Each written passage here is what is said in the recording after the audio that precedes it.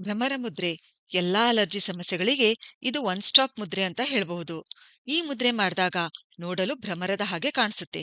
ಅದಕ್ಕೆ ಇದನ್ನು ಭ್ರಮರ ಮುದ್ರೆ ಅಂತ ಕರೆಯಲಾಗುತ್ತೆ. ಈ ಮುದ್ರೆ ಯಾವ ರೀತಿ ಮಾಡಬೇಕು ಅಂದ್ರೆ, ವಾಯು ತತ್ವ ಪ್ರತಿಪಾದಿಸುವ ತೋರ್ಬೆರಳನ್ನು ಅಗ್ನಿ ತತ್ವ ಪ್ರತಿಪಾದಿಸುವ ಹೆಬ್ಬೆರಳಿನ ಬುಡಕ್ಕೆ ಈ ರೀತಿಯಾಗಿ ಮಡಿಸಿ, ಹೆಬ್ಬೆರಳಿನ ತುದಿಯನ್ನು ಆಕಾಶ ತತ್ವ ಪ್ರತಿಪಾದಿಸುವ ಮಧ್ಯದ ಬೆರಳಿನ ತುದಿಗೆ ಜೋಡಿಸ್ಬೇಕು. ಉಳಿದ ಬೆರಳುಗಳನ್ನ ನೇರವಾಗಿಡಬೇಕು. ಈ ಮುದ್ರೆ ಎರಡೂ ಕೈಗಳಿಂದ ಮಾಡಬೇಕು ಮತ್ತು ದೀರ್ಘವಾಗಿ ಉಸಿರಾಡುತ್ತಾ ಮಾಡಬೇಕು. ಎಷ್ಟೊತ್ತು ಮಾಡಬೇಕು?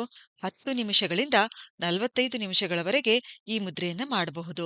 ಕುಳಿತುಕೊಂಡು ಟಿವಿ ನೋಡುತ್ತಾ ನಡೆದಾಡುವಾಗ ಕೂಡ ಈ ಮುದ್ರೆ ಮಾಡಬಹುದು. ದಿನದ ಯಾವುದೇ ಸಮಯದಲ್ಲಿ ಈ ಮುದ್ರೆ ಮಾಡಬಹುದು. ಈ ಮುದ್ರೆ ಮಾಡೋದ್ರಿಂದ ಏನಾಗುತ್ತೆ?